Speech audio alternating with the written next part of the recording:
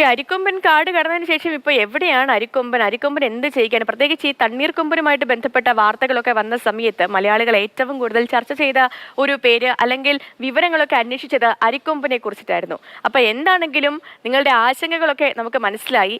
സംഭവം അരിക്കൊമ്പൻ ഇപ്പോൾ അപ്പർ കോതയാറിലുണ്ടെന്നാണ് വനംവകുപ്പ് പറയുന്നത്. റേഡിയോ കോളർ സിഗ്നൽ വഴിയാണ് ആന ഈ കോതയാർ ഡാമിന്റെ പരിസരത്ത് തന്നെ ഉണ്ട് എന്ന് വനംവകുപ്പ് സ്ഥിരീകരിച്ചത്. 2.5 കിലോമീറ്റർ ചുറ്റളവിൽ മാത്രമാണ് അരിക്കൊമ്പൻ സഞ്ചരിക്കുന്നത്. അടുത്തുള്ള ജനവാസ മേഖല 7 കിലോമീറ്റർ അകലെയാണെന്നും വനംവകുപ്പ് വ്യക്തമാക്കുന്നു. അപ്പോൾ ഈ വിഷയവുമായിട്ട് ബന്ധപ്പെട്ട് കൂടുതൽ കാര്യങ്ങളൊക്കെ ചോദിച്ചറിയാൻ വേണ്ടി എസ് രാഗിൻ ചേരുന്നുണ്ട് നമുക്കൊപ്പം. രാഗിൻ, ഗുഡ് മോർണിംഗ്.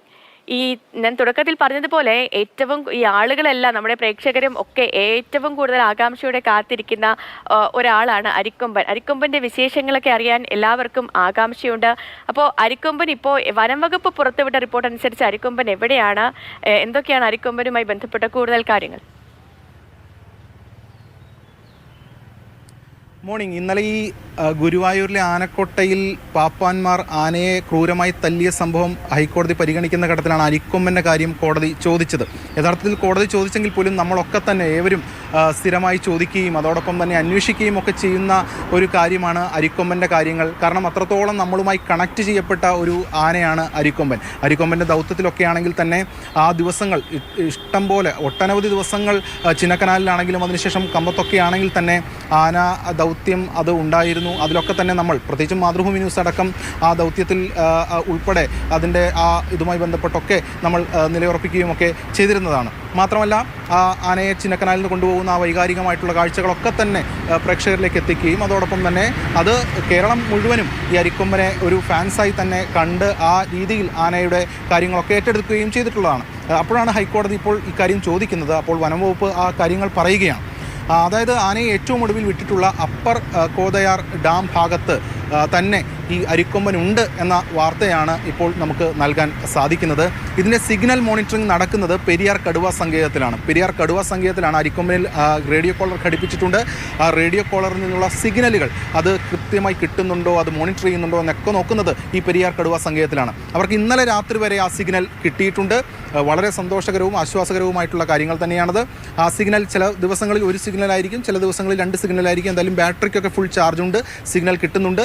അപ്പർ കോതയാർ ഭാഗത്ത് ആന ഉണ്ട്, തമിഴ്നാട്ടിൽ ഡാമിൻ്റെ ഭാഗത്ത്. ആനയെ പിടിച്ചുവിട്ട് സ്ഥലം കൂടി തന്നെയാണത്. മറ്റൊരു കാര്യം, ഒരു 2-2.5 കിലോമീറ്ററാണ് ആനയുടെ സഞ്ചാരം എന്നതാണ് വ്യക്തമാകുന്നത് ഓരോ ദിവസവും. അങ്ങനെയാണ് വനംവകുപ്പിൻ്റെ ഇപ്പോൾ ഒരു റീഡിങ്ങിൽ മനസ്സിലായിട്ടുള്ളത്. നേരത്തെ ഈ ചിന്നക്കനാലിലൊക്കെ തന്നെ ശങ്കരപാണ്ഡ്യൻ മേട്ടിൽ നിന്ന് ആന ചിന്നക്കനാലിലെത്തുന്നു, തിരിച്ച് ഈ നദി കടന്ന് ശങ്കരപാണ്ഡ്യൻ മേട്ടിലേക്ക് പോകുന്നു. അങ്ങനെ ഒരു 30-35 കിലോമീറ്ററോളൊക്കെ സഞ്ചരിക്കുകയായിരുന്നു. പക്ഷേ ഇപ്പോൾ ഒരു 2.5-3 കിലോമീറ്ററൊക്കെയാണ് സഞ്ചരിക്കുന്നതെന്നാണ് വ്യക്തമായിട്ടുള്ളത്. ചിലപ്പോൾ ഒരുപക്ഷെ ഈ ഇത്രയധികം ദൗത്യങ്ങൾക്കൊക്കെ ഭാഗമൊക്കെ ആയതുകൊണ്ട് ഒരുപക്ഷെ ആ ഒരു പഴയ കരുത്ത് ഇപ്പോൾ അവനുണ്ടോ എന്നുള്ള കാര്യവുമൊക്കെ സംശയകരമാണ്. എങ്കിൽ പോലും ആന ഇപ്പോൾ അവിടെ തന്നെയുണ്ട് എന്നതാണ് വ്യക്തമാകുന്നത്. അതോടൊപ്പം തന്നെ ഈ ഒരു 7 കിലോമീറ്റർ അപ്പുറം ഒരു ഹ്യൂമൻ സെറ്റിൽമെൻ്റ് ഉണ്ട്. ആ ഭാഗത്ത് അതിൻ്റെ ഒരു 7 കിലോമീറ്റർ അപ്പുറം തന്നെ ആന ഉണ്ട്. എന്തായാലും അവിടേക്കൊന്നും ആന എത്തിയതായി അങ്ങനെ വിവരങ്ങളൊന്നുമില്ല. എന്തായാലും ഇപ്പോൾ ഒരു കൂട്ടത്തോടൊപ്പം ചേർന്നിട്ടുണ്ട് എന്ന തരത്തിലാണ് വനംവകുപ്പ് മനസ്സിലാക്കുന്നത്. അതിന് ഒരു ശാസ്ത്രീയമായിട്ടുള്ള കാര്യങ്ങൾ ലഭ്യമായിട്ടില്ലെങ്കിൽ പോലും ഈ കൂട്ടത്തോടൊപ്പം ചേർന്നു എന്ന ഒരു ചിന്തയാണ്, അല്ലെങ്കിൽ അത്തരം ചില നിഗമനങ്ങളാണ് വനംവകുപ്പിനുള്ളത്. എന്തായാലും അരിക്കൊമ്പൻ ആ നിലയിൽ തന്നെ അവിടെ നിലനിൽക്കുന്നു എന്നതാണ് ഏറ്റവും പ്രധാനപ്പെട്ട കാര്യം. നേരത്തെ ചിന്നക്കനാലിൽ വളരെ വലിയ തോതിൽ വിഹരിച്ച് നടന്നിരുന്ന ഒരു ആനയാണ്. അവിടെയാണ് ഈ ദൗത്യം നടപ്പാക്കിയത്. ഒരുപാട് ദിവസം നീണ്ടു നിൽക്കുന്ന ദൗത്യമായിരുന്നു. അത് വിജയകരമായി പൂർത്തിയാക്കി എന്നുള്ളതാണ്. ഇപ്പോഴത്തെ ഈ തണ്ണീർക്കൊമ്പൻ്റെയൊക്കെ വാർത്ത വരുമ്പോഴും ആ ദൗത്യം വളരെ ശാസ്ത്രീയമായി വളരെ കൃത്യമായി എപ്പോഴാണോ ഡാർട്ട് ചെയ്യേണ്ടത് ആ സമയത്തിനനുസരിച്ച് ഡാർട്ട് ചെയ്ത് അതിനെ കുട്ടികളെ ഉപയോഗിച്ച് ലോറിയിൽ കയറ്റി അവിടെ അരിക്കൊമ്പൻ ആരോഗ്യവാനായി ഇരിക്കുന്നു എന്നൊക്കെ അറിഞ്ഞതിൽ ഒരുപാട് സന്തോഷം നമ്മുടെ